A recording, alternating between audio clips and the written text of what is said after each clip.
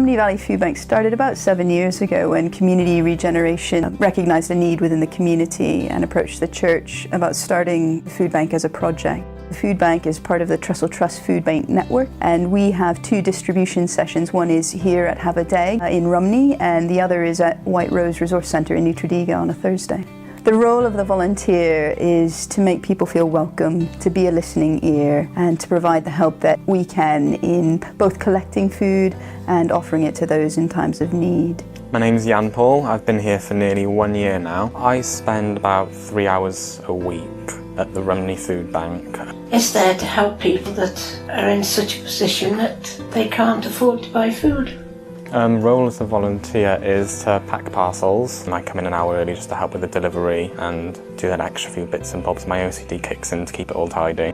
I meet and greet and make teas and coffees. If they want to chat, we'll sit and have a chat with them. If they don't want to chat, well then we don't. But we're there to make them feel a little bit more comfortable. That's one of the things I really like about what you do as well. You know, you come into this place, somebody greets you, gives you a cup of tea and a biscuit, and that immediately will make you feel like a human being, not a beggar.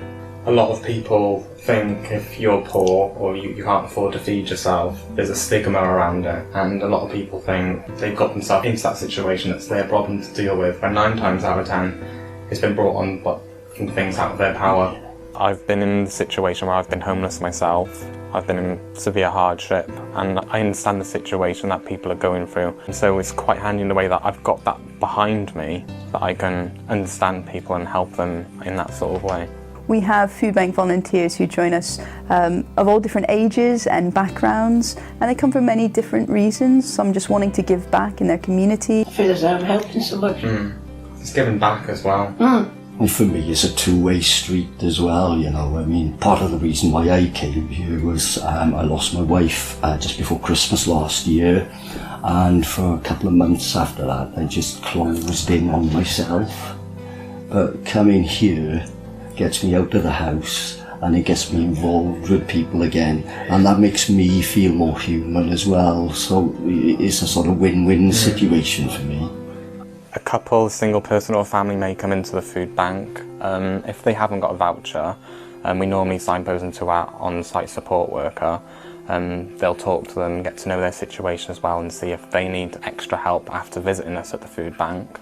They'll issue a voucher for them, and we'll pack a parcel, depending on the size of the family, to give them a substantial amount of food. Until I come here, I didn't realise. Just thought everybody walks in for the food bank and off they go. Didn't realise that it is actually, you have got a voucher. There is a proper system in place. It isn't just random people coming off the street. It's good in a way having that voucher system, because if somebody hasn't got a voucher and they ask for a voucher, they can speak to that support worker at the same time, and they can understand what other problems they're going through, if it's debt, if it's employment issues, if it's other issues, I don't know, but they can also help them then as well.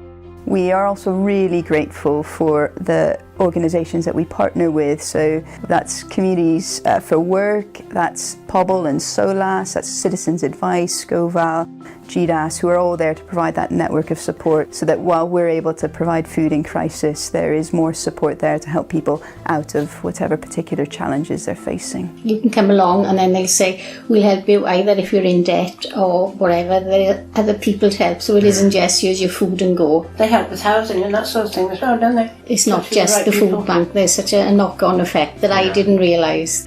We have had complications in the past where people have been under the influence of alcohol or something, and they've been quite aggressive in their ways, sort of thing, but we just try to calm them down, just speak to them, try and understand what's going through their head, so we can talk to them on that level where they understand and they don't feel like they're being judged or victimised. The main challenge I feel is that we have very low stock. People don't always get the right amount of food items that they need in the parcel, so we run quite low on donations. We don't get many donations in. Obviously with the Rhymney Valley being quite small, there's not many supermarkets, so we do rely on mainly people who donate from the churches. The main staple for donations are long life foods, but we also are trying to collect hygiene products, washing up powder, cat and dog food and baby food. I remember a lady I used to work with in Cardiff who looks after homeless people, and one of the first things I learned from her is often your pet is your only constant companion, and are you going to eat your meal? and watch your pet starve, basically. You know, perhaps there's an element of, again, you know, the humanising factor, remembering that people are often living alone and having a pet, and that pet needs food too. Yeah, because a pet is a companion, isn't it? Absolutely. You're not on your own if you've got a pet. That's right. One thing we do struggle on is baby food. You get a lot of families coming in with month-old babies, several months old, 2 years, but we don't always have stock for baby food at all. Toiletries, I would say, there's one of the things that you don't think about your food bank, but how much, whether it's hand soap, deodorant, hygiene is little things. You tend to forget that, alright, they need a tin of beans, they need a loaf of bread, a pint of milk. How are they going to wash They themselves? also need a bar of soap, they need a toilet roll, they need toothpaste, washing powder. Lots of things that you don't really think about, really. And we don't get powder, do we? No, I've never seen any powder here. Since I started last year, I've noticed a big increase in the amount of people using the food bank. I would say it's doubled. It's a wide range of things, I think. I think it's the current climate in Britain with employment levels, poverty is on the rise, a lot of people are struggling, people can't afford to maintain daily living even if they are in employment, so a lot of people are relying on food banks to help them. We had a lady come the other week and we sat and chatted for an hour. She was so uncomfortable. I said to her, well, you can come back any time, sit and chat. Have a cup of tea. There's always somebody to sit and chat to. She was quite overwhelmed by the level of help she actually got from us, and she broke down at the car just saying thank you so much for helping or whatever. She was really concerned about her children in school because she couldn't afford to feed them, so she was really happy that we helped, really overwhelmed by it. It was quite nice. I suppose in a way it makes us feel a bit guilty. You think that I can afford things and yet there's people that can't afford it. That makes me feel guilty.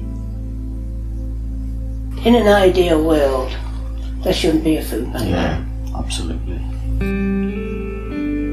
To have a food bank to feed people in this day and age is wrong.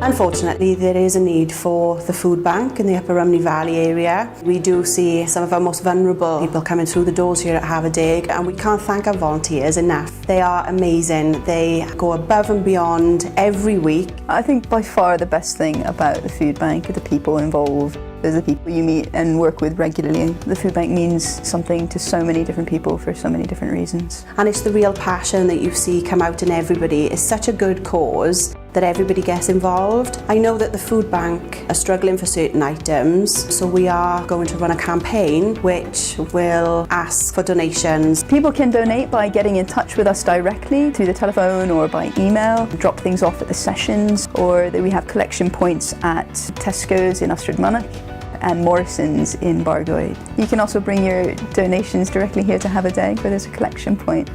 So I'm so thankful for our team of dedicated volunteers. The commitment they offer is incredible, and it's very moving to see that happening week in, week out. They're always here. So thank you to all of the volunteers, and I'm so pleased that they've been recognised by the staff here at Hafod Deg and have been nominated for this award, and congratulations to them. They deserve it. Congratulations to all the nominees. We can't thank you enough for all your hard work. So on behalf of myself and all the community regeneration staff, thank you.